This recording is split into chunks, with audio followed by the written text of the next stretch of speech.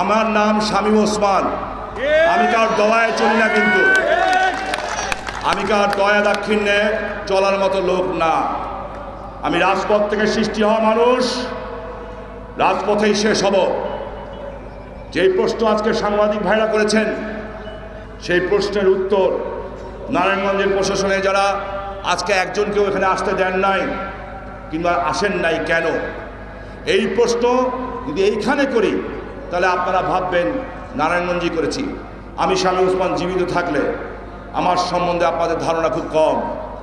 এই পার্লামেন্টের অধিবেশনে এই প্রশ্ন জনগণের প্রতিনিধি হিসাবে আমি শামীম ওসমান জাতীয় সংসদে মাননীয় প্রধানমন্ত্রীর কাছে জিজ্ঞেস করব, যারা জনগণের সেবক হিসাবে জনগণের চাকরি করে এই নারায়ণগঞ্জে এসছেন, আজকে তারা এখানে অনুপস্থিত কেন, আমি জিজ্ঞাসা করব।